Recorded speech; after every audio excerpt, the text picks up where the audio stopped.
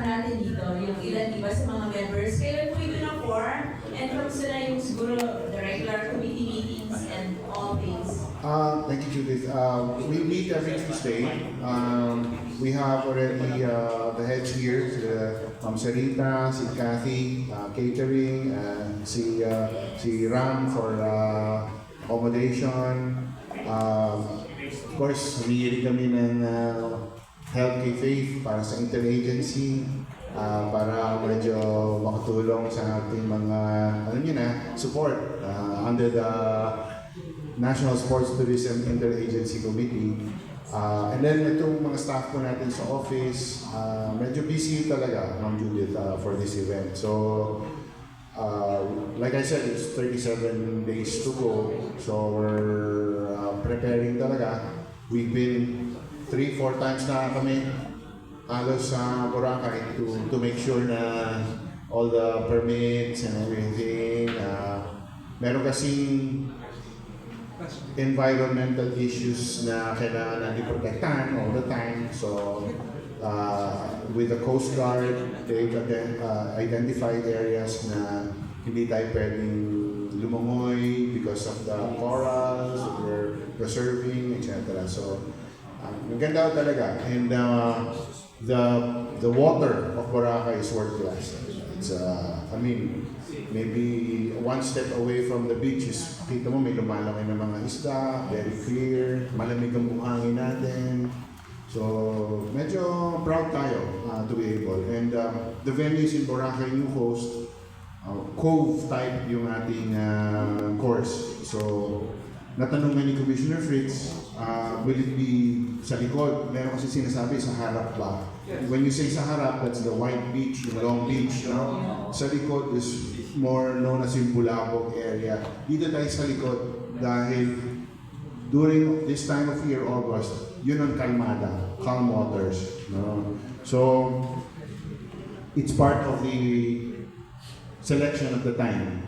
The date is and the location, yes, is the times.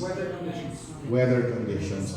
Sakto. Talagang dapat August para sakto sa kalmado ng dagat. Okay. Our representatives, nagkaroon tayo ng qualifiers for the representative of the Philippines for this one. Ganun na ba ka-organize ang ating Philippine Open Water swimming team? Para talagang sigurado tayo na at least the best in the country are representing the Philippines in this hosting section? Yes, so we have actually qualifiers already. We'll give you a copy which is there. Sa Philippine team is roughly nasa mga 35 swimmers are competing, representing our country.